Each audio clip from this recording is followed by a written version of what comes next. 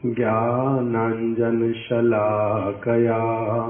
चक्षुरुन्मिलितं येन तस्मै श्रीगुरवे नमः।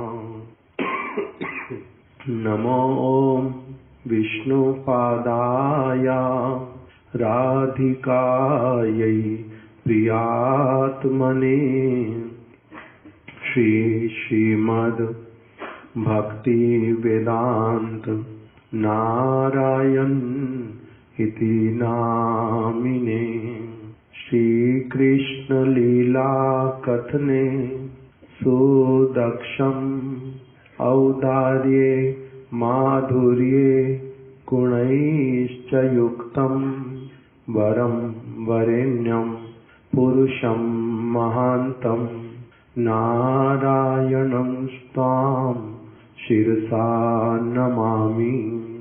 वाञ्छाकल्पतरुभ्यश्च कृपा सिन्धुभ्य एव च पतितानां पावनेभ्यो वैष्णवेभ्यो नमो नमः। श्री कृष्ण चैतन्य प्रभु नित्यानंद श्री अद्वैत गदाधर शिवासादि गौर भक्त वृंद। हरे कृष्णा कृष्णा कृष्णा हरे हरे, हरे राम राम राम हरे हरे। आचार्य केसरी श्री श्रीमद् भक्ति प्रज्ञान केशव गोस्वामी महाराज। हम लोगों ने इस ग्रंथ में से श्रवण करना प्रारंभ किया। पांचरात्रिक गुरु परंपरा और भागवत परंपरा। सबसे पहले हमारे गुरुदेव ने इसमें प्रश्न उठाए। प्रश्न तो उठाया नहीं, किंतु उन्होंने हम लोगों को इन्फॉर्म किया कि आजकल कुछ दिनों से गौड़ीय वैष्णव संप्रदाय में गुरु परंपरा के संबंध में नए नए प्रश्नों के आविष्कार हो रहे हैं। कुछ लोग कहते हैं कि शिला भक्ति सिद्धांत सरस्वती ठाकुर ने जो गुरु परंपरा का कीर्तन लिखा है, अथवा उन्होंने अपनी जो गुरु परंपरा के विषय में बतलाया है, वो परंपरा जो है बीच में छिन्न भिन्न है, उसका विचार अच्छी तरह से समझ आता नहीं है। कहीं पर तो मंत्र दीक्षा वाला परंपरा दिखाई देता है, कहीं पर मंत्र वाला दीक्षा नहीं दिखाई देता, कहीं पर केवल जो है संग हुआ उसके अनुसार से वो परंपरा लिख दी। तो इसलिए ये परंपरा का जो परिचय ये विश्वसनीय नहीं है, ये परंपरा ठीक नहीं है। इस परंपरा में जुड़ने वाला व्यक्ति जो है, उसको भगवान की वास्तविक कृपा और शुद्ध दिव्य ज्ञान, शुद्ध संप्रदाय का जो वैभव और संपत्ति होती है, कृपा होती है, वो इसमें लोगों को प्राप्त नहीं होगी। ऐसे वाला बहुत सारे बाबा जी लोग, जो कि उनका निवास तो ऐसे अनेक स्थानों पर हो सकता है, किंतु उनमें से बहुत सारे लोग वृंदावन के राधा कुंड में रहते हैं, ब्रजमंडल के। नवद्वीप में भी ऐसे बाबा जी लोग हैं और स्थानों पर भी हैं अवश्य ही। वो लोग कहते हैं ये वाली परंपरा ठीक नहीं है। और दूसरा, वो लोग इसमें जो जो संशय करते हैं उसको हमने विस्तार से सुना है कि कहाँ कहाँ पर मंत्र दीक्षा इत्यादि नहीं है। ये बच्चा कौन है जो आता? दूसरा, श्री बलदेव विद्याभूषण प्रभु के विषय में भी अलग अलग प्रकार के प्रश्न जो हैं वर्तमान जगत में लोग उठाते हैं कि उन्होंने भी जो परंपरा लिखी है अपने ग्रंथ में, प्रमेय रत्नावली इत्यादि में, वो ठीक नहीं है, उसमें भूल है। और ऐसा प्रतीत होता है कि उनका मन तो कहीं और है और उन्होंने लिखा कुछ और है। तो इस प्रकार से अलग अलग प्रकार के आक्षेपों के विषय में हमने सुना पहले, और फिर हमारे गुरुदेव उन्होंने साथ साथ में पहले ये वाला भी इंट्रोडक्शन दे दिया कि किस प्रकार से श्री भक्ति सिद्धांत सरस्वती ठाकुर एक प्रामाणिक भक्त हैं, वैष्णव आचार्य हैं। उनके कितने ही अधिकांश योग्य आश्रित जन हैं और कोई कितना अधिक विद्या में पढ़ा लिखा विद्वान, अच्छे कुल के, अच्छे आचरण करने वाले, सद विचारों का प्रचार करने वाले, कितना अधिक सेवा करने वाले, अनेक अनेक उनके आश्रित जन हैं। उन्होंने स्थान स्थान पर शुद्ध भक्ति का प्रचार किया और अशुद्ध जो विचार वो सारे जगत में उन्होंने प्रकाशित किए। भूल क्या है, सत्य क्या है, अच्छा क्या, खराब क्या, शुद्ध भक्ति किसको कहते, अशुद्ध भक्ति किसको कहते, उन्होंने स्थान स्थान पर बतलाया है। और उसी के कारण श्री चैतन्य महाप्रभु का बहुत अधिक प्रचार और प्रभुपाद भक्ति सिद्धांत सरस्वती ठाकुर के भी बहुत अधिक अनुगामी देश विदेश में होने के कारण उनको बहुत सारे लोग जो अपनी चीजों को सुधारना नहीं चाहते बल्कि जो है उसमें वो दोष दिखाने वाले को भी उल्टा दंडित करना चाहते, इसीलिए ये सारे प्रश्न आकर के खड़े होते हैं। इसको हम लोग विस्तार से सुन आए हैं। कल हम लोगों ने सुना था कि कैसे गुरुदेव ने सबसे पहले कहा कि मैं कुछ एक बातें जो मेरे गुरु महाराज शिला भक्ति प्रज्ञान केशव गोस्वामी महाराज जी ने अपने प्रबंध बलदेव श्री गौड़िया वेदांताचार्य श्री बलदेव, इस प्रबंध में उन्होंने जो लिखा है मैं सबसे पहले उसका वर्णन करूंगा। अर्थात परम गुरुदेव का एक प्रबंध है जिसका नाम है गौड़िया वेदांताचार्य श्री बलदेव। उसी प्रबंध के अंतर्गत परम गुरुदेव ने पहले बतलाया है भाष्यकार अर्थात शिला बलदेव विद्याभूषण प्रभु का गुरु परंपरा, और फिर दूसरा उन्होंने बतलाया शिला बलदेव विद्याभूषण प्रभु का शिष्य परंपरा।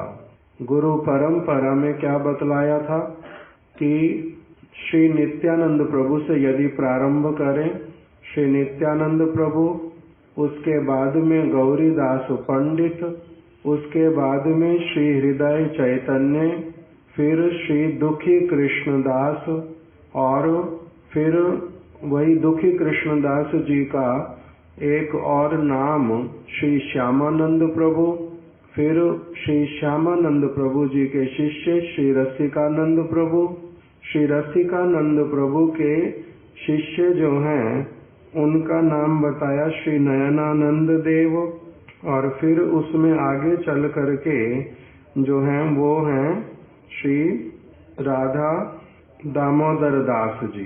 फिर उनसे मंत्र दीक्षा हुआ श्री बलदेव विद्याभूषण प्रभु का। तो ये उनकी मंत्र के अनुसार श्री बलदेव विद्याभूषण प्रभु जी की गुरु परंपरा, इसी को कहते हैं पांचरात्रिक गुरु परंपरा। तो इसमें उनका मंत्र जो है वो कहाँ से चला आ रहा है? श्री नित्यानंद प्रभु से। उससे पहले फिर अगर जाएंगे तो नित्यानंद प्रभु जी के जो गुरुदेव हैं वो कौन है? श्री लक्ष्मीपति तीर्थ। श्री लक्ष्मीपति तीर्थ जो हैं वो श्री मध्वाचार्य जी की परंपरा में। तो इस मंत्र वाली दीक्षा के माध्यम से जो श्री बलदेव विद्याभूषण प्रभु हैं वो कौन हुए? श्री मध्व संप्रदाय के अंतर्गत जो ब्रह्म मध्व गौड़ीय संप्रदाय है उसके अंतर्गत ये एक बहुत श्रेष्ठ भक्त है। ये पूरा कहाँ से आ गया? अभी पूरी परंपरा का इसमें संपर्क आ गया कि कृष्ण से ब्रह्मा जी, ब्रह्मा जी से नारद जी, नारद जी से व्यास जी, व्यास जी से मध्वाचार्य, उसी परंपरा में आगे चलते हुए श्री लक्ष्मीपति तीर्थ, उसी से फिर श्री नित्यानंद प्रभु, और फिर आगे नित्यानंद प्रभु से श्री गौरीदास पंडित, फिर गौरीदास पंडित जी से श्री हृदय चैतन्य, हृदय चैतन्य जी से श्री श्यामानंद प्रभु, दुखी कृष्णदास श्यामानंद प्रभु एक ही बात। फिर उनसे रसिकानंद प्रभु, फिर रसिकानंद प्रभु से नयनानंद जी, और आगे फिर श्री राधा दामोदर जी। उनसे फिर दीक्षा किसका हुआ? श्री बलदेव विद्याभूषण प्रभु का। एक तो इस प्रकार से बता दिया कि ये इनका कौन सा परंपरा है? ये है पांचरात्रिक परंपरा, जिसमें मंत्र जो हैं वो कहाँ से चले आ रहे हैं? परंपरा से ही चले आ रहे हैं। तो इनकी पांचरात्रिक गुरु परंपरा का पहले उल्लेख किया, फिर उसके बाद में गुरुदेव ने, परम गुरुदेव ने बतलाया कि श्री श्यामानंद प्रभु जी जो हैं, यहाँ से कुछ और हमारे को समझना है कि दुखी कृष्णदास जी पहले दीक्षित हुए थे हृदय चैतन्य जी से, मंत्र उन्होंने वहीं से ही प्राप्त किया था, और उनके गुरुदेव जो हैं वो सख्य रस में आराधना करते थे। किंतु श्री दुखी कृष्णदास जो हैं, इनका भगवान का भजन करते करते जब इनके गुरुदेव ने इनको देखा, इनकी रुचि वाली अवस्था में, आसक्ति वाली अवस्था में, कि ये स्वरूपता जो हैं ये ब्रज की गोपी के भाव वाले हैं, तो इसलिए फिर उनके गुरु जी ने इनको विशेष शिक्षा मधुर रस की और विशेष सेवाएं वो वाली कैसे करते हैं वो सारा कुछ सीखने के लिए, पढ़ने के लिए किसके पास भेज दिया था? श्री जीव गोस्वामी जी के पास में वृंदावन में। और वहीं पर ही अब इनका क्या हुआ? एक तरफ से इनका मंत्र दीक्षा चला आ रहा था, पांचरात्रिक गुरु परंपरा, और वृंदावन में आकर के जीव गोस्वामी जी के संबंध से। जीव गोस्वामी जी किसके शिष्य हैं? रूप गोस्वामी जी के मंत्र शिष्य। सनातन गोस्वामी जी के वो मंत्र शिष्य हैं रूप गोस्वामी जी के, और सनातन गोस्वामी जी के हैं शिक्षा शिष्य अथवा भजन शिष्य अथवा भाव प्रदान करने वाले, प्राप्त करने वाले शिष्य। तो इसलिए वहां पर भी क्या है कि श्यामानंद प्रभु जी ने जीव गोस्वामी जी की शरण ली। जीव गोस्वामी जी से फिर उनको क्या मिल गया? ब्रज भक्ति का जो मधुर रस वाला शिक्षा, वो सारा किससे ले लिया? जीव गोस्वामी जी से। जीव गोस्वामी जी उनके दीक्षा गुरु नहीं है, भले ही मंत्र नहीं प्रदान किया, किंतु वो जीव गोस्वामी जी को अपने शिक्षा गुरु, अपने भजन गुरु अथवा अपने भाव प्रदान करने वाले गुरु के रूप में दर्शन करते थे। और यहीं से ही उनका क्या हुआ? अब ये भागवत परंपरा में जुड़े। पांचरात्रिक परंपरा में शिष्य थे श्री हृदय चैतन्य जी के। उसका संबंध पूरा का पूरा कृष्ण से लेकर के कहाँ तक दिखा दिया? मध्व संप्रदाय में पूरा दिखा दिया परम गुरुदेव ने। अब ये वाली परंपरा जो दूसरी, जिसमें अब इन्होंने जीव गोस्वामी जी से भाव प्राप्त किए, ब्रज की मधुर रस वाली सेवा की जो सारी शिक्षा वो प्राप्त की, तो इसके अनुसार ये किसके शिष्य हुए? श्री जीव गोस्वामी जी के भी शिष्य हैं। कौन से? शिक्षा शिष्य, भजन शिष्य अथवा भाव प्राप्त शिष्य। तो अब इनमें यहाँ पर क्या हो गया? दो परंपराओं का मिश्रण हो गया, एक मंत्र वाली और दूसरी भाव वाली। तो जो दोनों मिल जाते जहाँ पर एक साथ में, उसी का नाम क्या होता है?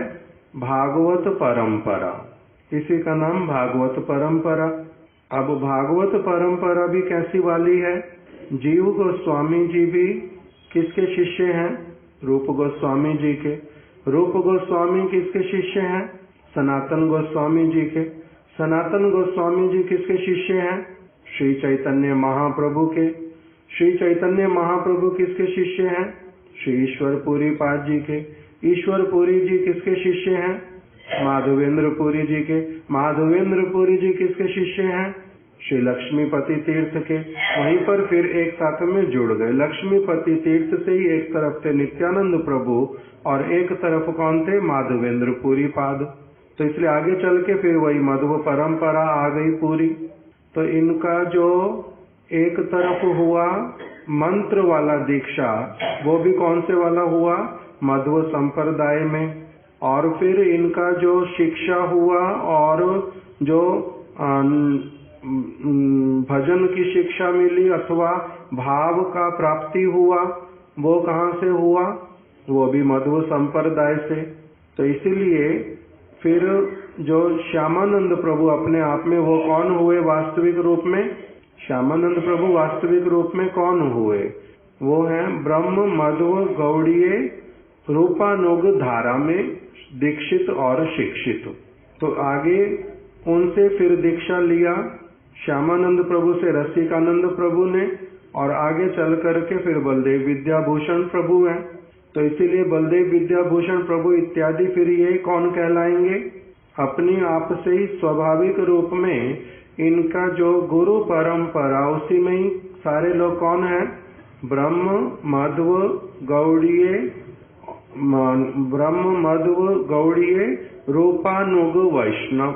तो इसलिए परम गुरुदेव ने लिख करके बता दिया कि जो श्री बलदेव विद्याभूषण प्रभु हैं, ये वास्तविक रूप में ब्रह्म मध्व संप्रदाय के अंतर्गत हैं, रूपानुग वैष्णव ही हैं। यही शुद्ध विचार है, इसी का नाम भागवत परंपरा है। ये हम लोगों ने एक तरफ से सुना। दूसरी तरफ से कल हम लोगों ने सुना था भाष्यकार की शिष्य परंपरा। भाष्यकार मतलब श्री बलदेव विद्याभूषण प्रभु। उन्होंने भाष्य लिखा वेदांत सूत्र के ऊपर, इसीलिए उनको बोलते हैं भाष्यकार। इनकी शिष्य परंपरा जब बतलाई, उसमें किस किस का नाम बताया? सबसे पहले इनके शिष्य हुए श्री उद्धव दास जी अथवा श्री उद्धर दास। उद्धव दास जी ने इनसे दीक्षा लिया, शिक्षा लिया, और फिर आगे बताया इन्हीं उद्धव दास जी से दीक्षा लिया। फिर किसने दीक्षा शिक्षा? श्री मधुसूदन दास बाबा जी महाराज, जो ब्रज के सूर्य कुंड पर निवास करते हैं। उन्हीं के शिष्य आगे फिर शिला जगन्नाथ दास बाबा जी महाराज। जगन्नाथ दास बाबा जी महाराज जी के बाद में शिला भक्ति विनोद ठाकुर, फिर शिला गौर किशोर दास बाबा जी महाराज। ये भाष्यकार की क्या बतला दी? ये उसमें बतला दिया उनका शिष्य परंपरा। उसी में ही परम गुरुदेव ने लिखा मेरे गुरु महाराज शिला भक्ति सिद्धांत सरस्वती ठाकुर, वही गौर किशोर दास बाबा जी महाराज जी के क्या हैं? दीक्षा शिष्य हैं। तो इसलिए उन्होंने परम गुरुदेव ये सारा कुछ बतला करके सबसे पहले कह रहे हैं कि जो लोग इस परंपरा को स्वीकार करने में अक्षम हैं, ये प्रभुपाद भक्ति सिद्धांत सरस्वती ठाकुर ने जो परंपरा जिस प्रकार से लिखी है, जिस प्रकार से उसका वर्णन किया है, इसको समझने में, इसके भीतर में प्रवेश करने में, इसको ग्रहण करने में जो अक्षम है, अर्थात अक्षम दो प्रकार के लोग होते हैं। एक तो जो इस चीज को समझना ही नहीं चाहते, उनका कुछ और हट है, अपने मन में कुछ और भावना है, किसी चीज की गांठ बंधी हुई है, शुद्ध रूप में विचार करना चाहते नहीं है, इनको कहते हैं अक्षम। और दूसरे होते हैं कुछ उस प्रकार का बुद्धि ही नहीं है, वो केवल मंत्र से ही किसको देखते हैं, गुरु परंपरा को, चाहे उसमें जो कुछ भी क्यों ना हो। तो इसलिए उन्हीं को ही परम गुरुदेव कह रहे हैं। जो लोग अक्षम हैं वे हम लोगों के अनुसार कह रहे हैं, तोताराम बाबा जी महाराज द्वारा लिखित 13 संप्रदायों के अंतर्गत ही हैं। वो लोग स्वयं ही उल्टा कौन है, अपसंप्रदाय वाले, विकृत संप्रदाय वाले, भूल विचार वाले, उन्हीं का ही विचार उल्टा भूल है, जो इस चीज को ठीक से समझना नहीं चाहता अथवा समझ नहीं पाता, इसमें प्रवेश नहीं कर पाता और केवल मात्र मिथ्या अथवा अपनी बुद्धि के अनुसार जो समझ आया वही केवल बोल दिया। तो इसलिए उनका अपना ही उल्टा क्या हो रहा है, इससे भूल हो रहा है और उनका गिनती ही अप सिद्धांत में, अप संप्रदाय में हो रहा है। उनको ये पता ही नहीं चल रहा। कह रहे हैं या तो ये 13 प्रकार के अप संप्रदायों में से एक हैं, नहीं तो कह रहे हैं ये 14वें अप संप्रदाय की सृष्टि करता है। परम गुरुदेव ने ये भी बोल दिया। ये भी सारा कुछ हम लोग कल श्रवण कर आए हैं। अब उसके बाद में परम गुरुदेव ने बतलाना प्रारंभ किया कि उल्लेखित गुरु परंपरा से हम जान पाते हैं कि श्री बलदेव विद्याभूषण श्रीमन महाप्रभु के अनुगत श्री श्यामानंद परिवार के अंतर्गत हैं। आचार्य श्री श्यामानंद के श्री जीव गोस्वामी का अनुगत्य स्वीकार करने के कारण तथा जीव गोस्वामी के एकांत रूपानुग होने के कारण श्री बलदेव विद्याभूषण प्रभु भी रूपानुग वैष्णव हैं। ये हम लोग सुन आए हैं, समझ आए हैं। जो लोग बलदेव विद्याभूषण प्रभु को रूपानुग नहीं मानते, केवल कहते हैं वो श्यामानंद परिवार के अंतर्गत हैं, जो उन श्यामानंद प्रभु की केवल मंत्र दीक्षा से ही उनको जोड़ते हैं और जो उनको जीव गोस्वामी इत्यादि वाली जो शिष्य परंपरा अथवा भाव प्रदान करने वाली परंपरा, शिक्षा परंपरा, उसको जो पूरी तरह से अनादर करते हैं, ऐसे लोग जो हैं वो उन्नत उज्जवल रस के परम उच्च सेवा भाव के अधिकारी नहीं है। उनका फिर कभी भी क्या होगा, वो लोग फिर जो माधुर्य रस के अनुसार भक्ति करने वाली जो परंपरा, उसमें उनका प्रवेश नहीं हो पाएगा। वो केवल मंत्र दीक्षा वाली तरफ जाएंगे और वहां से फिर जो शिक्षा मिलती आ रही है, केवल अगर उसको लेंगे तो फिर रूप गोस्वामी जी वाला, श्री चैतन्य महाप्रभु वाला और जो जीव गोस्वामी जी वाला विशेष जो वस्तु, उससे वो वंचित हो जाएंगे। इसीलिए कह रहे हैं जो ठीक से नहीं समझ पा रहे इनकी स्थिति, वे निश्चय ही भ्रांत भी हैं और अपराधी भी हैं। ये लोग एक तरफ से तो क्या हो गए, भ्रांत हो गए। इनको ठीक वस्तु का जो है दर्शन नहीं हो पा रहा, कर नहीं पा रहे अपने दुर्भाग्य से। एक तरफ से तो भ्रांत हो गए और दूसरी तरफ से इनको क्या कहेंगे, अपराधी भी हैं। किस लिए? अपराध होने के कारण ही शुद्ध वस्तु जैसी है वो दिखलाई नहीं देती वैसी, शुद्ध वस्तु जैसी वैसी दिखाई नहीं देती। वैसा व्यक्ति को समझाने वाला कोई नहीं मिलता, वैसा वो समझाने वाला मिलने पर कई बार समझ नहीं पाता, अलग अलग कारण बनते हैं। तो इसीलिए कह रहे हैं कि ऐसे लोग जो केवल उनको मंत्र परंपरा से, पांचरात्रिक परंपरा से देखेंगे बलदेव विद्याभूषण प्रभु को, और वो भागवत परंपरा के अनुसार नहीं देखेंगे, तो उनका बलदेव विद्याभूषण प्रभु को देखना समझना भूल होगा, भूल समझ बैठे वो। बलदेव विद्याभूषण प्रभु को ठीक से समझा नहीं, इसीलिए वो भ्रांत कहलाएंगे और उनका अपराध होगा, और साथ ही साथ में उनका जो उन्नत उज्जवल रस का भक्ति, उसमें भी कभी प्रवेश नहीं हो पाएगा। ये सारा कुछ बतला दिया। उससे आगे ये भी हम सुन आए थे यहाँ से। अब आगे वाला, श्री बलदेव विद्याभूषण के श्री दामोदर दास के निकट पांचरात्रिक दीक्षा में दीक्षित होने पर भी उन्होंने श्रीमद्भागवत एवं गोस्वामियों के भक्ति शास्त्रों की शिक्षा ग्रहण की थी। श्री बलदेव विद्याभूषण प्रभु का मंत्र किससे हुआ था? श्री दामोदर दास जी से। कह रहे हैं उनसे मंत्र मिले, इसलिए उनके कौन से वाले शिष्य कहलाएंगे? ये पांचरात्रिक शिष्य। पांचरात्रिक दीक्षा में दीक्षित उनसे होने पर भी उन्होंने श्रीमद्भागवत एवं गोस्वामियों के भक्ति शास्त्रों की शिक्षा ग्रहण की थी। किसके पास में रह करके? श्री विश्वनाथ चक्रवर्ती ठाकुर के पास। श्यामानंद प्रभु ने तो विद्या अध्ययन किया था, भाव प्राप्त किए थे, भजन शिक्षा ली थी जीव गोस्वामी जी से।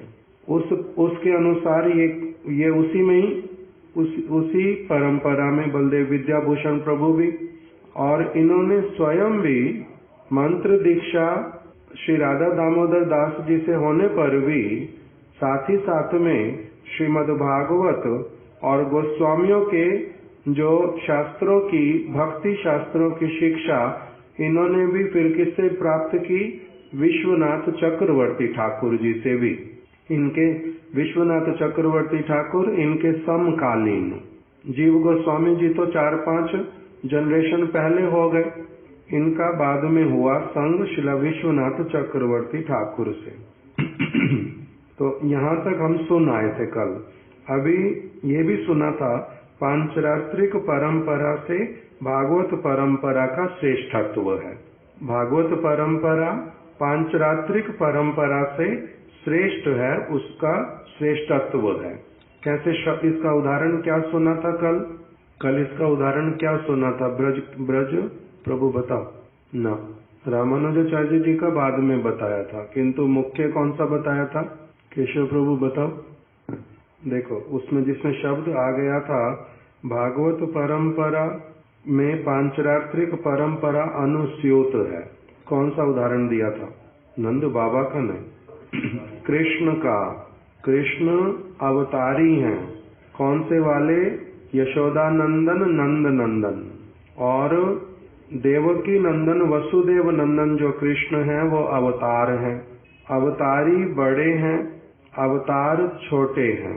यद्यपि तत्व से एक होने पर भी, एक विचार से, किंतु जो स्वयं भगवान श्री कृष्ण वो बड़े हैं।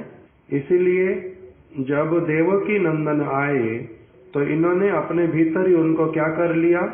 समा लिया, आत्मसात कर लिया, अनुस्यूत कर लिया, क्रोडीभूत कर लिया। ये शब्द कल सारे सुने थे।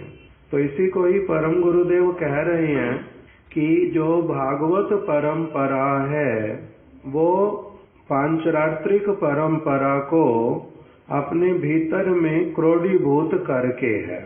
भागवत परंपरा में ही जो पांचरात्रिक परंपरा है वो अनुस्यूत है, क्रोडीभूत है, अनुस्यूत है। भागवत परंपरा अपने में ही समा लेती है किसको? पांचरात्रिक परंपरा को। तो इसीलिए पांचरात्रिक परंपरा और भागवत परंपरा, इन दोनों में से श्रेष्ठत्व जो है वो किसका है? भागवत परंपरा का है। ये वाला कल हम लोगों ने विस्तार से श्रवण किया था।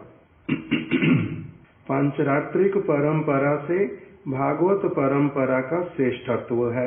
भागवत परंपरा भजन निष्ठा के तारतम्य के ऊपर प्रतिष्ठित है। भागवत परंपरा किसके ऊपर प्रतिष्ठित है? भजन निष्ठा के ऊपर।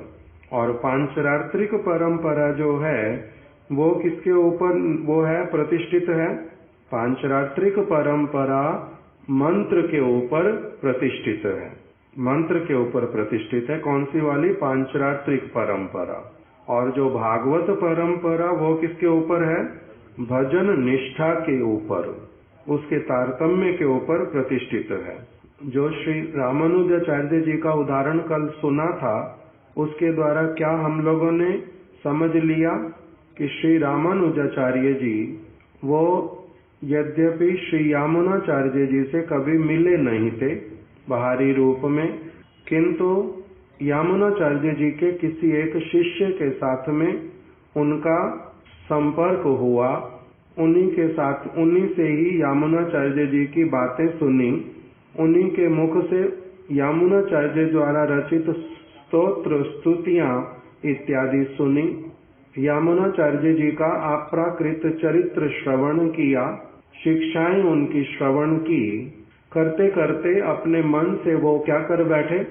अपने मन से पूरी तरह से श्री यामुनाचार्य जी के शिष्य बन गए और उन्हीं का जो जो बात सुनते वही बात ही अपने जीवन में पालन करते, उसी के अनुसार अपने जीवन दिनचर्या भी उसी के अनुसार और उन्हीं के वचनों के ऊपर ही अपना जो जीवन का दिशा निर्णय सारे उसी तरह से करने लग गए।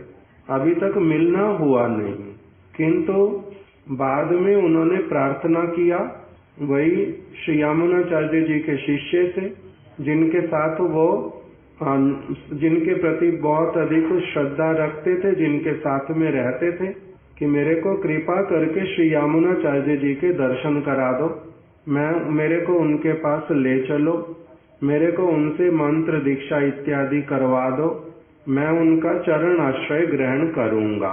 किंतु जब पहुंचे थे कावेरी के एक तट पर, दूसरे तट पर क्या देख लिया कि बहुत भीड़ है। जब कावेरी पार करके गए, पता क्या चल गया कि श्री यामुनाचार्य जी जो हैं वो अप्रकट हो चुके हैं। जिस किसी प्रकार से उनका दर्शन किया, उनके अप्राकृत कलेवर का दर्शन किया, उसमें देखा उनके हाथ का जो पंजा है वो बंद है। हाथ को ऐसा देख करके इन्होंने कहा, श्री रामानुजाचार्य जी ने, ये तो अप्रकट नहीं हुए हैं। यदि एक व्यक्ति का प्राणवायु पूर्ण रूप में चला जाता है तो उसका हाथ पूरा खुला रहता है। तो इसलिए फिर इन्होंने सबके समक्ष ही कहा कि आप मेरे गुरु पाद पद्म हैं, मैं आपका शिष्य हूँ। यदि ये बात सत्य है तो आप इसका प्रदर्शन कृपा करके कर दीजिए। तो उसमें उनकी एक अंगुली खुल गई।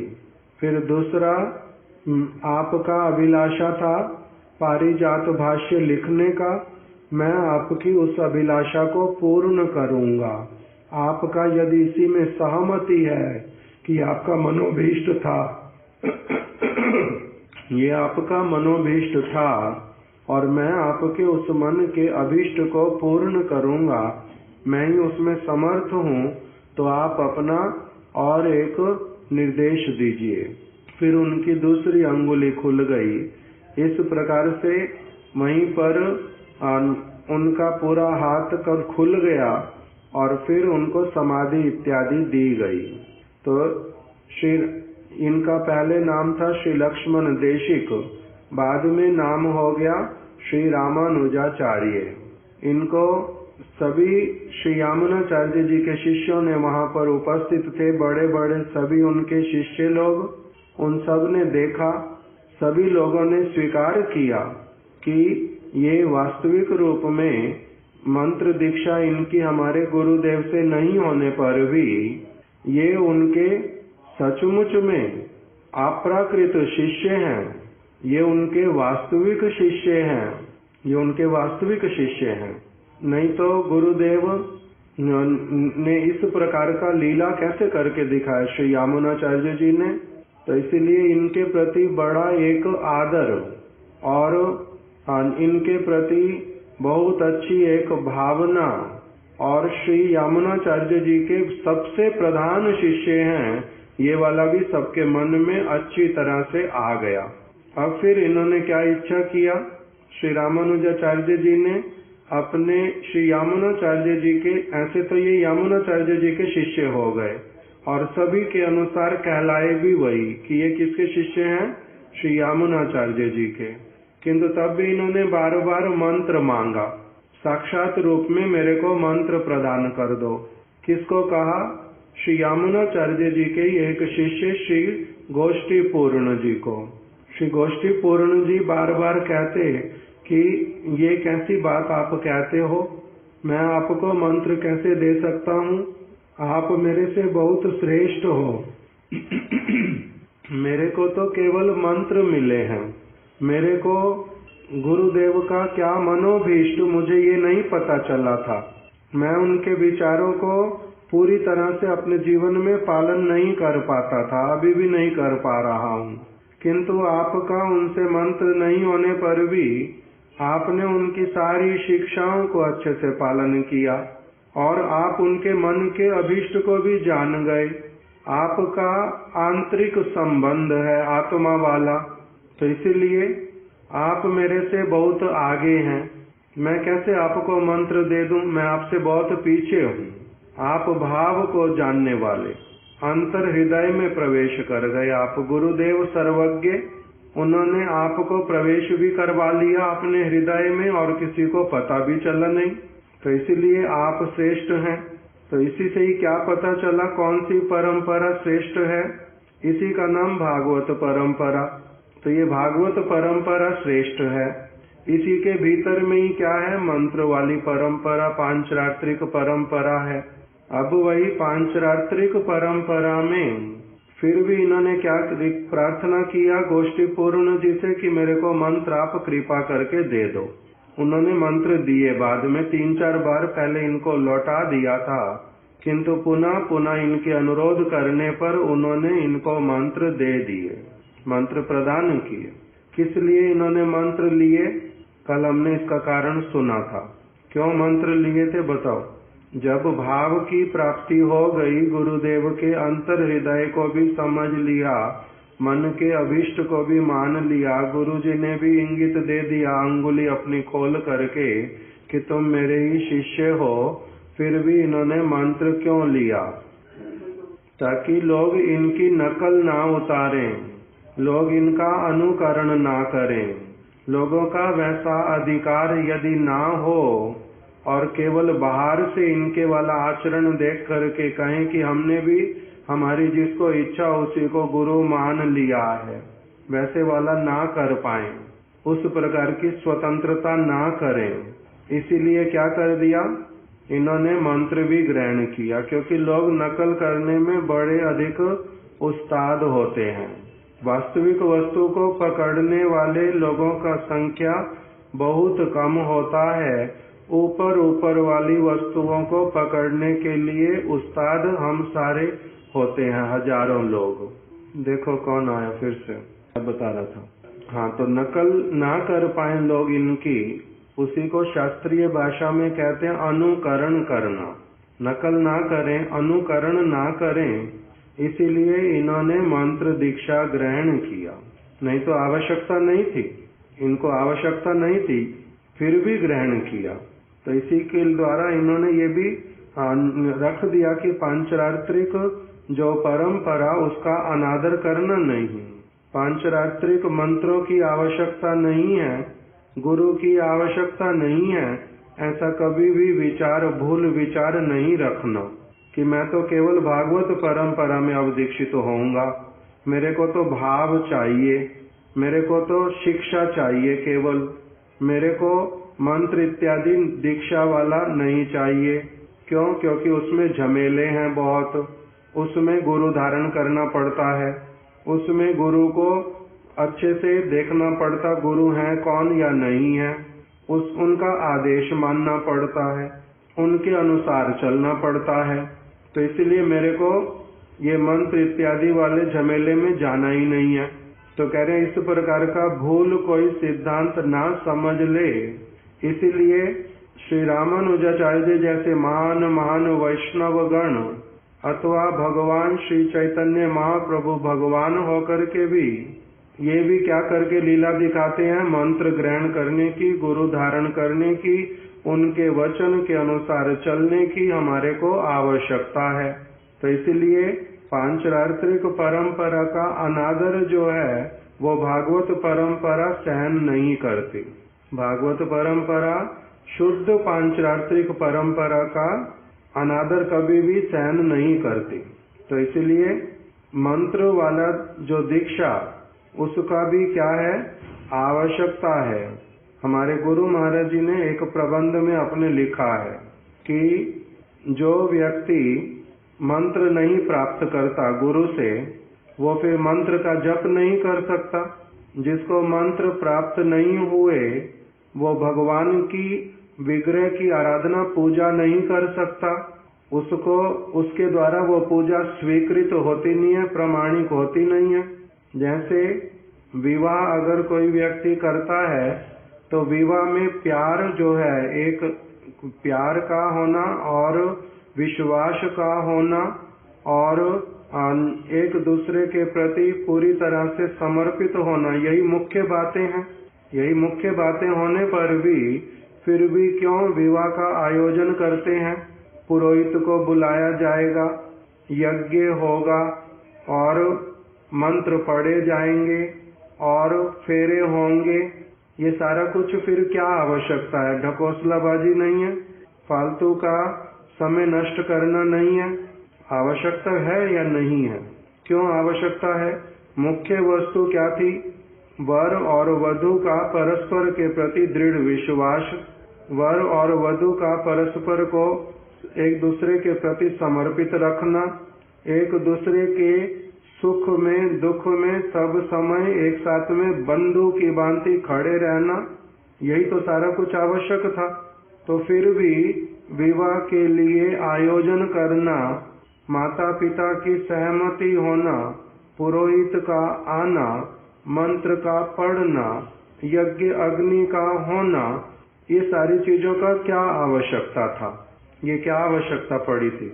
इसकी आवश्यकता है या नहीं है? क्योंकि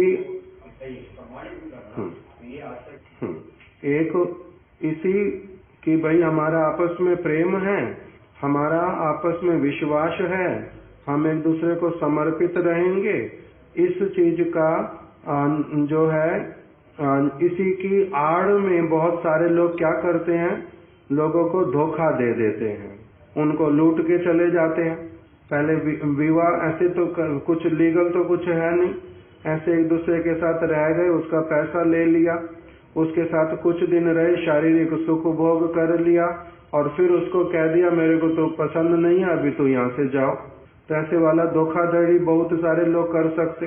इससे बचने के लिए दूसरी तरफ से अगर ऐसा करते हैं कि पहले विवाह किया, बाद में कुछ दिनों तक अपने पास में एक दूसरे के साथ रह के फिर छोड़ देंगे, तो उसमें कुछ भय की चीज भी रख दी कि समाज क्या कहेगा और मेरा बदनामी होगा, और सरकार को बीच में रख दिया कि अगर विवाह हुआ है और अभी ठीक से नहीं देखते तो ऐसे ही किसी को रास्ते में नहीं छोड़ सकते, इसके अन्याय होगा, इसका जीवन खराब कर दिया, इसीलिए इसको एल्यूमिनी दो, कुछ पैसे दो, उसका सारा जीवन खर्चा कैसे चलेगा उसका सोचो।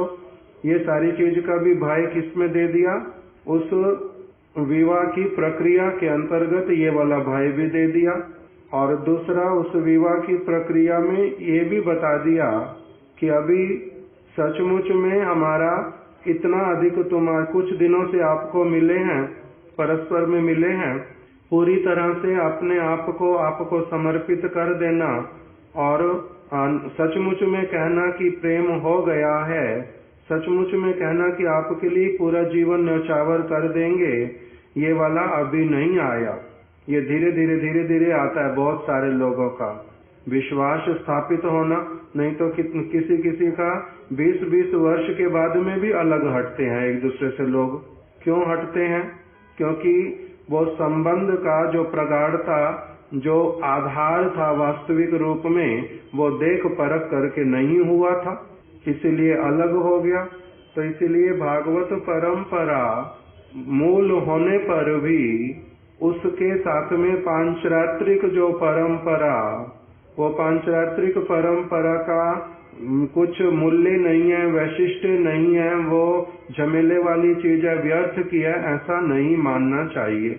हमारे गुरु महाराज जी का जो प्रबंध का बात कह रहा था उसमें आया कि जिस व्यक्ति का मंत्र नहीं होता, दीक्षा नहीं होती, वो भगवान की आराधना नहीं कर सकता, मंत्र देवता उसके प्रति प्रसन्न नहीं होते।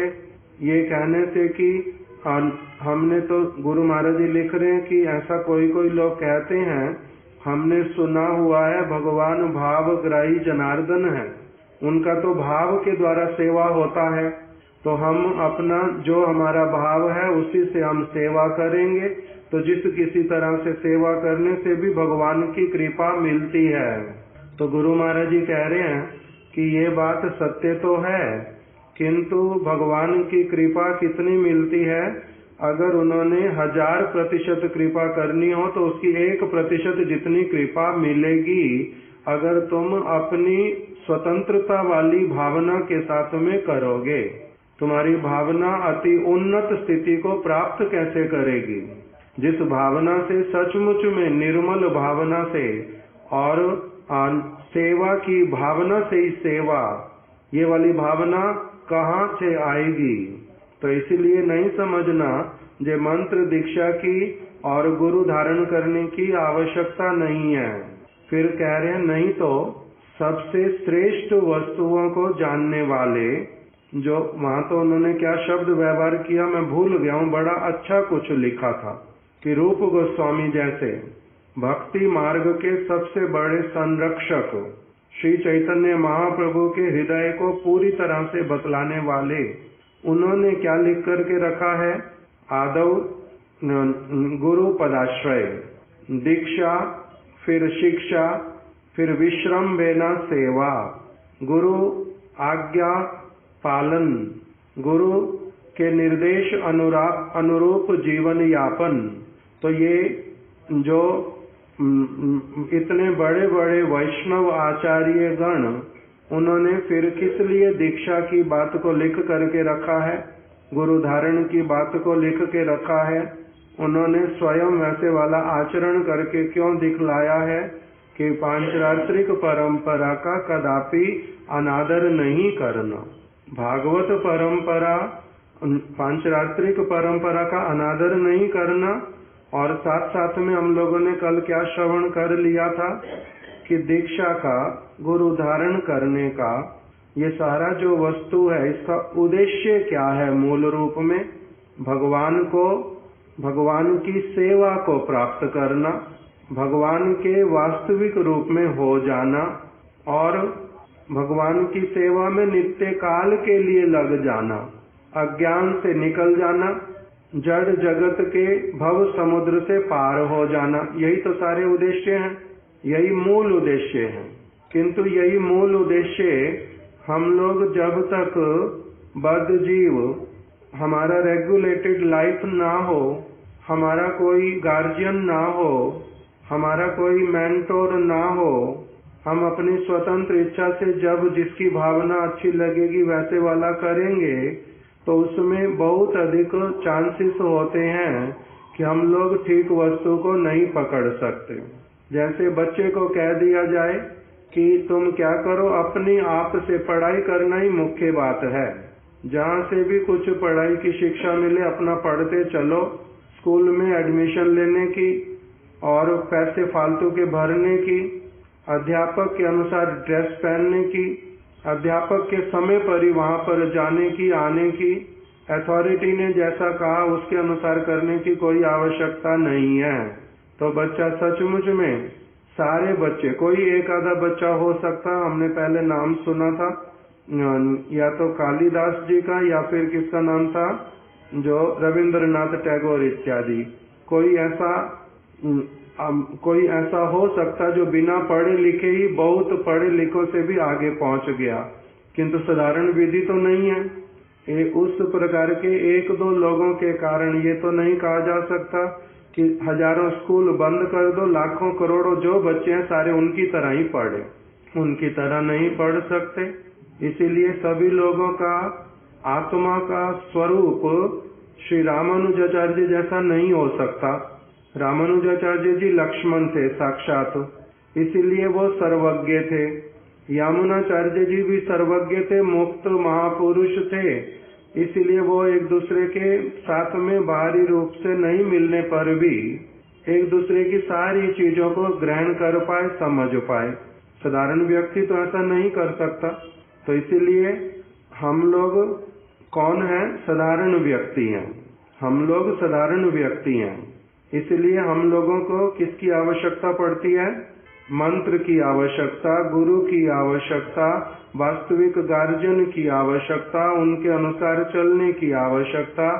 यही सारा कुछ रूप गोस्वामी जी ने लिख करके रखा है। पहले आदो गुरु पदाश्रय, गुरु का चरण का आश्रय ग्रहण करो, फिर दीक्षा लो, फिर शिक्षा लो, फिर उनकी विश्राम सेवा करो। जो सारा लिख करके रखा, इसीलिए लिख करके रखा कि ये साधारण विधि यही है सबके लिए, सबके लिए यही विधि है। तो इसलिए पांचरात्र, ये जो अभी हम लोग सारी बातें सुन रहे हैं, हमारे परम गुरुदेव इत्यादि हमारे गुरुदेव ये नहीं कह रहे कि पांचरात्रिक परंपरा व्यर्थ की है। नहीं तो फिर हमारे गुरुदेव ही हम लोगों को मंत्र क्यों दे रहे हैं? केवल भाव ही दे दें, केवल कथा ही सुना दें, केवल हमारे को भगवान से कथा के माध्यम से ही जोड़ दें, फिर हमारे को मंत्र लेने के लिए मंत्र उन्होंने क्यों दिए? उनके गुरु महाराज जी ने उनको क्यों दिए? अथवा प्रभुपाद जी को प्रभुपाद जी ने क्यों दिए? किसी को भी प्रभुपाद जी को ही क्यों मिले? गौर किशोर दास बाबा जी महाराज जी से। रूप गोस्वामी जी ने सनातन गोस्वामी जी से मंत्र क्यों लिए? जीव गोस्वामी जी ने क्यों लिए? ये सारे बात आकर के खड़ी होती है। तो इससे ये बता रहे हैं जो कि पांचरात्रिक परंपरा से भागवत परंपरा का श्रेष्ठत्व है। इसका अर्थ क्या है कि मूल वस्तु जो भागवत परंपरा में बताई जाती है, यदि वो वाली आपने प्राप्त नहीं की, पांचरात्रिक गुरु ने यदि वो नहीं दी, तो आपका कुछ कमी अभी रह गया है, अभी कुछ कमी रह गया है। किंतु पांचरात्रिक परंपरा से भागवत परंपरा का श्रेष्ठत्व कहने का अर्थ क्या हो गया? जैसे विवाह वाली क्रिया से श्रेष्ठत्व है एक दूसरे के प्रति दृढ़ भावना, प्रीति और दृढ़ विश्वास होना। ये कहना भूल होगा। विवाह वाली प्रक्रिया से, केवल वास्तविक विवाह तो उसी को ही कहते हैं तो जिसमें दृढ़ विश्वास है, दृढ़ संबंध है। तो इसी प्रकार से वास्तविक रूप में जो परंपरा, उसका नाम ही भागवत परंपरा है। उसी के अंदर ही अपनी आप से ही समझ लेना पड़ता कौन सी परंपरा है पड़ी। पांचरात्रिक परंपरा है ही पड़ी, सेवा करते ही हैं, विश्वास है ही पड़ा। जो पांचरात्रिक परंपरा में करने के लिए कह रहे हैं वो है ही पड़ा, उसके बिना थोड़ा न चलेगा।